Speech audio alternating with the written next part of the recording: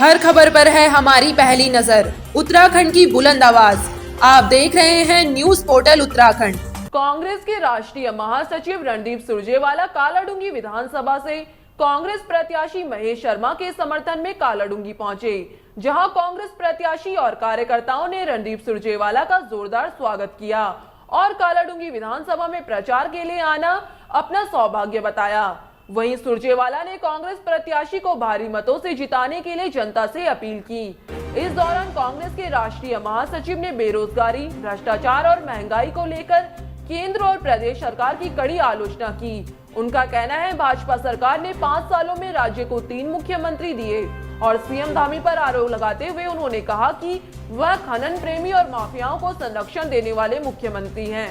उनकी माने तो भाजपा सरकार ने 5 सालों में सिर्फ जनता को ठगा है, इसलिए उन्होंने जनता से अपील की कि किसी के बहकावे में न आकर सही प्रत्याशी को चुने और कालाडूंगी विधानसभा से कांग्रेस प्रत्याशी महेश शर्मा को भारी मतों से जिताएं। परिवर्तन का मन बना चुकी है, वो कुछ भी कर लें, वो अब जनता उनके पक्ष में आने वाली नहीं है। जो ऑडियो वीडियो की आप बात कर रहे हैं, उनके भारतीय जनता पार्टी के लोग उनसे इतना नफरत कर रहे हैं कि ये वही लोग कर रहे हैं। वो हमें आज से 15 दिन पहले दिखाई गई और हमें इस्तेमाल करने के लिए कहा गया, लेकिन हमने हाथ जोड़ दिए। मैंने कहा हम ये काम नहीं करते, हम अपने योग्यता के दम पर और जनता के विश्वास पे जीत हासिल करेंगे।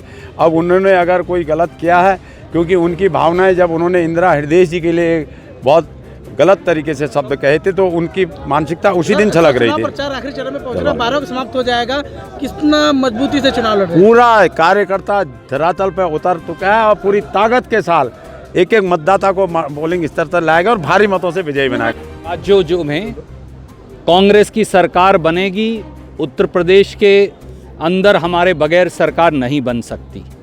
उत्तराखंड में, पंजाब में, गोवा में और मणिपुर में कांग्रेस की सरकार बनेगी। मोदी जी चाहे ईडी का सहारा ले लें या ईवीएम का सहारा ले लें, मोदी जी चाहे सीबीआई का सहारा ले लें या इनकम टैक्स का सहारा ले लें, जनता मन बना चुकी है। क्योंकि अब 940 रुपया या 1000 का रुपए का सिलेंडर अब खरीदा नहीं जाता। अब 94 रुपये और 100 रुपये में पेट्रोल डलवाया नहीं जाता। अब किसान के लिए 84-85 रुपये का डीजल डलाना दूभर हो गया है। अब 200 रुपये का खाने का तेल नहीं खरीदा जाता। अब दाल जो है वो थाली से गायब हो चुकी है। आज उत्तराखंड आए, केदारनाथ को याद कर रहे हैं। मैं दिल्ली में हूँ, लेकिन दिल उत्तराखंड में। आप मुझे बताइए, मुरली मनोहर जोशी जी ने मोदी जी के लिए कहा था, जब उनसे पूछा, आप जैसे एक पत्रकार ने, क्या कि इनको नंबर कितने देंगे, बोले कॉपी में कुछ लिखा हो तो दूं। अगर प्रधानमंत्री ने काम किया होता, अगर इमोशनल अपील करनी है तो हम उन्हें कहेंगे कि सिलेंडर वापस कांग्रेस के समय का 400 रुपये वाला कर दीजिए, उत्तराखंड सोचेगा। मोदी जी 2014 में जो टैक्स था पेट्रोल और डीजल पर, पेट्रोल पर टैक्स था 9 रुपया, डीजल पर टैक्स था 3 रुपया 56 पैसे। आज पेट्रोल पर टैक्स है 28 रुपया, डीजल पर टैक्स है 24 रुपया। वो मोदी टैक्स हटा दीजिए, 24 लाख करोड़ लोगों को लौटा दीजिए, 15-15 लाख दे दीजिए, 2 करोड़ रोजगार हर साल दे दीजिए, किसान की आय दुगनी कर दीजिए, हर व्यक्ति को पक्का मकान दे दीजिए, नौजवानों की, गरीबों की जिंदगी बदल दीजिए। फिर आपको ये फर्जीवाड़ा टेलीप्रॉम्प्टर के आगे खड़े होकर नहीं करना पड़ेगा। उत्तराखंड में बदलाव की बयार है और वो बदलाव शुरू होगा महेश शर्मा जी की कालाडूंगी में रिकॉर्ड मतों से जीत से। किसानों को अगर न्याय दिलाना है तो भारतीय जनता पार्टी को हराना है। मजदूर और गरीब को अगर उसको उसके पेट के अंदर रोटी डालनी है तो बीजेपी को हराना है।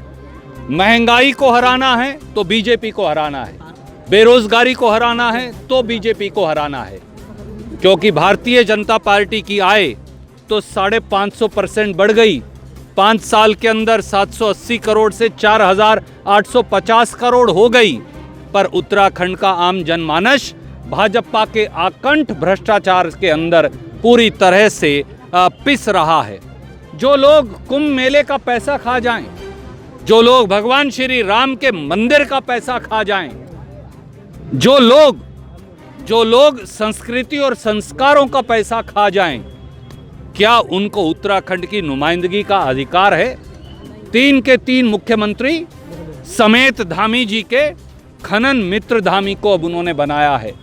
बालू रेत के माफिया को ये सरकार संरक्षण देती है, ये सरकार बदमाशों को संरक्षण देती है। ऐसी सरकार को चलता करने का समय आ गया है। हर खबर पर है हमारी पहली नजर। उत्तराखंड की बुलंद आवाज।